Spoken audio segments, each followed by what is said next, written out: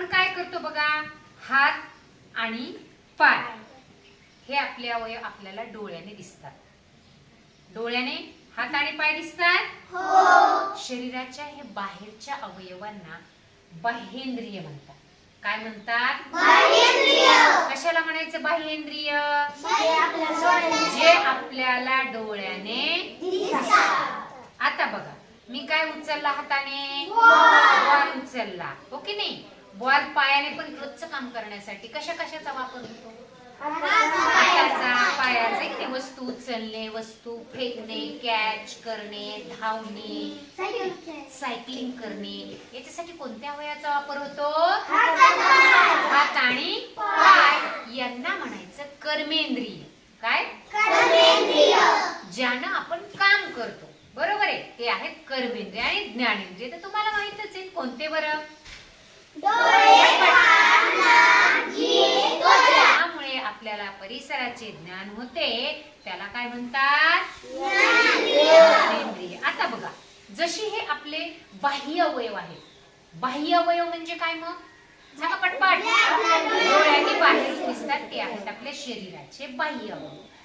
जसे आपले बाह्य अवयव आहेत तसे शरीराच्या आतमधील अवयव सुद्धा आहेत, ज्याला आंतरिंद्रिय म्हणतात. काय म्हणतात? आंतरिंद्रिय. तो बघा, आपल्या डोक्यामध्ये काय असतो? मेंदू. डोळ्याने दिसतो का रे?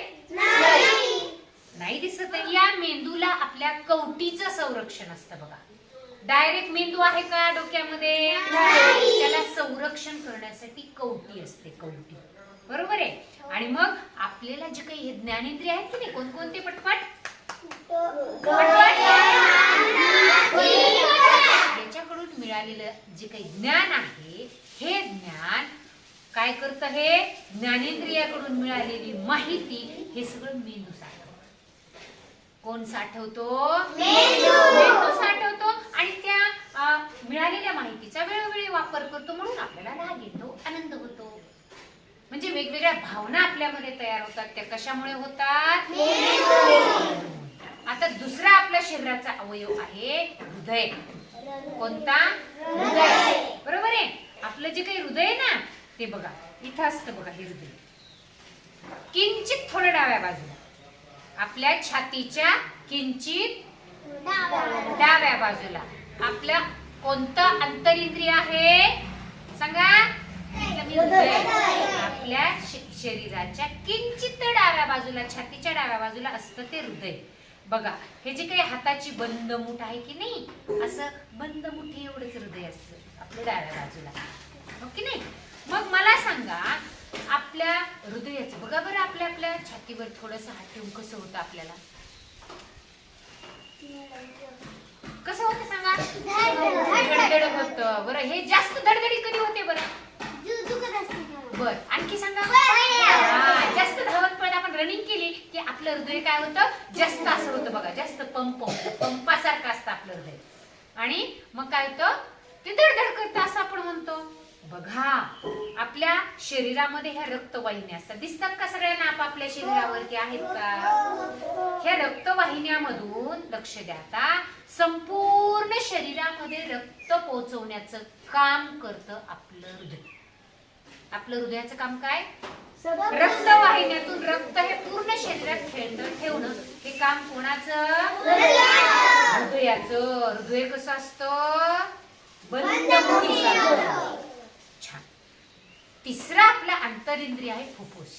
काय? फुफ्फुस आपल्या छातीमध्ये असतं बघा. 2 फुफ्फुस असतात. फुफ्फुस किती असतात? 2. आता त्याचं काम काय? नीट लक्ष द्यायचं. संपूर्ण शरीरामध्ये ऑक्सिजनचा पुरवठा करणं. ऑक्सिजन कुठून मिळतो आपल्याला? जर आपण श्वासच नाही घेतला तर नाक काय करेल? आपल्याला ऑक्सिजन कुठून मिळतो? श्वासामधून आपल्याला ऑक्सिजन मिळतो. कारण आपण हवा जो जगण्यासाठी उपयोगी, तर आपण जगणारच नाहीये. ते फुफ्फुसाचं काम काय? हा ऑक्सिजन हृदय आणि फुफ्फुस यांचं काम एकमेकावर अवलंबून असतं बघा. काय करतं हे? रक्त शुद्ध करण्यासाठी जो ऑक्सिजन असतो ना, तो फुफ्फुसाकडून पुरवला जातो हृदयाला. आणि हृदय मग ते रक्त पूर्ण शरीरभर खेळतं ठेवतं. म्हणजे फुफ्फुसाचं काम काय आहे? पूर्ण शरीरामध्ये काय ऑक्सिजन. छान. आता चौथं आहे जठर, अंतरिंद्रिय. बघा काय झालं अगोदर, त्यानंतर हृदय, त्यानंतर आता आहे जठर. काय आता नीट ऐका, आपण अन्न कुठून खातो, अन्न खाल्लं तोंडातून की ते अन्न नलिकेमधून डायरेक्ट आपल्या जठरामध्ये जातं.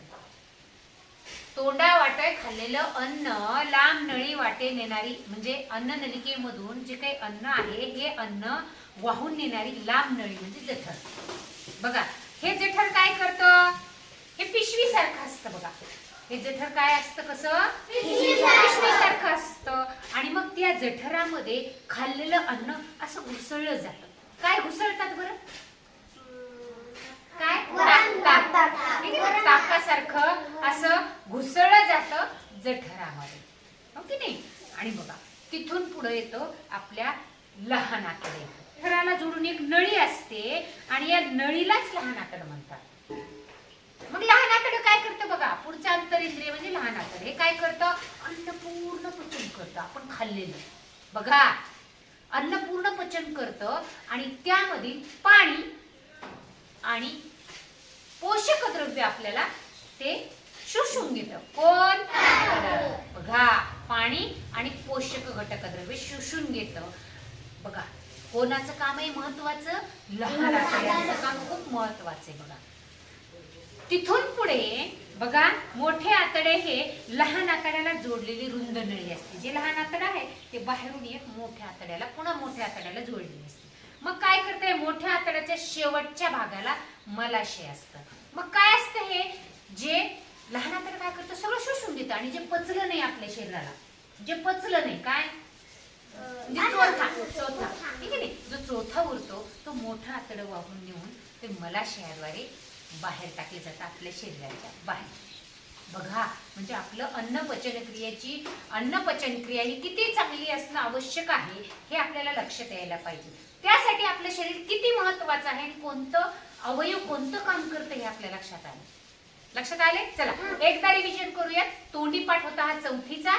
पाठाचं नाव काय, आपले शरीर. बाह्य अवयव सांगा कोणकोणते, बाह्य अवयव हात, पाय, डोळे, कान, नाक, जीभ, त्वचा, हे सगळं काय आहे बाह्य अवयव. चला आता अंतरिंद्रिय सांगा.